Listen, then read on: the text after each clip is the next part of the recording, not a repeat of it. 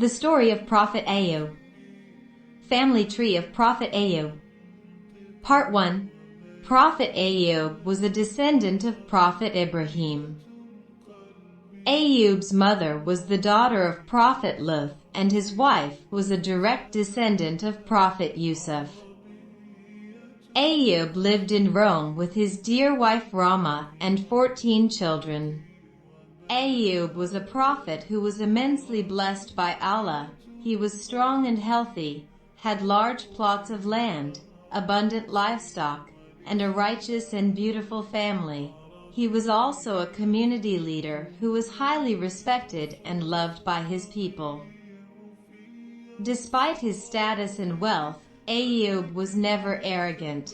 He was always humble. He readily helped the deprived, and constantly thanked and glorified Allah for everything he was blessed with. One day, high up in the heavens, the angels began discussing about the best of humans who lived on earth. An angel amongst them said, "The best creature on earth today is Ayyub, a man of noble character who displays great patience and always remembers his generous Lord. He is an excellent model for the worshippers of Allah. In return, his Lord has blessed him with a long life and plenty of servants. The needy and the poor share in his good fortune. He feeds and clothes the poor and buys slaves to set them free. He makes those who receive his charity feel as if they are favoring him. So kind and gentle is he." Shaitan, who was in the vicinity, overheard the discussion and became very angry. He immediately began plotting to lure Ayyub away from the worship of Allah. He whispered evil thoughts to Ayyub about the many pleasures of life that a man such as Ayyub could easily enjoy, but the Prophet was a sincere servant of Allah and was not easily faltered. This enraged Shaitan further.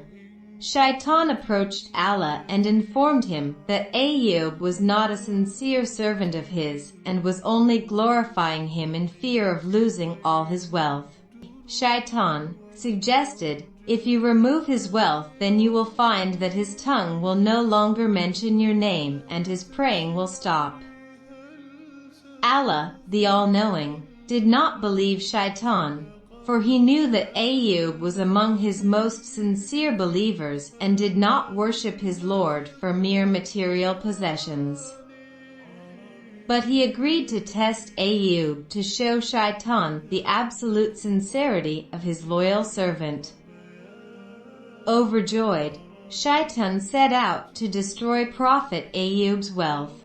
As time passed, Prophet Ayyub's wealth began to diminish. His land, livestock, servants, and money slowly evaded him until he was left with nothing. Immensely satisfied with Ayyub's ordeal, Shaitan, disguised as a wise old man, approached the Prophet and said, "All your wealth is lost. Some people say that it is because you gave too much charity and that you are wasting your time with your continuous prayers to Allah.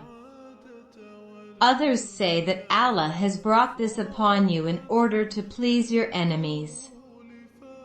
If Allah had the capacity to prevent harm, then he would have protected your wealth." Ayyub replied, "Allah gives whom he wills, and Allah takes from whom he wills. And all of the wealth that I have belongs to Allah, so he has every authority to take it back from me." Ayyub then turned around and continued to thank and praise Allah. Feeling rather frustrated, Shaitan returned to Allah and said, "I have stripped Ayyub of all his possessions, but he still remains grateful to you.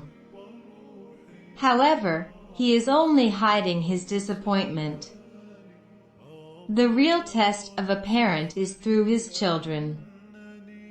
You will see how Ayyub will reject you." Allah still knew that Ayyub's faith and love for his Lord will not waver, but he agreed to test Ayyub further. Before long, The building in which Ayyub's children lived crashed, killing all 14 of his young, beautiful children. Shaitan once again visited Ayyub disguised as sympathizing bystander, and remarked with sorrow, "The circumstances under which your children died were sad. Surely, your Lord is not rewarding you properly for all your prayers." Ayyub responded, "Allah gives me what is good for me, and takes away what Allah sees that is displeasing for him and for me. Allah sees that all of these children may be a strong test and trial for me, so Allah took them away from me. Whether a thing is beneficial or harmful to me, I will remain firm in my belief and remain thankful to my Creator."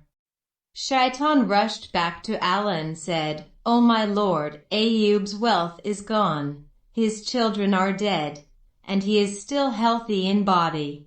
And as long as he enjoys good health, he will continue to worship you in hopes of regaining his wealth and producing more children. Grant me authority over his body so that I may weaken it. He will surely neglect worshipping you and will thus become disobedient." Allah granted his request, but instructed, "I give you authority over his body, but not over his soul, intellect or heart, for in these places reside the knowledge of me and my religion."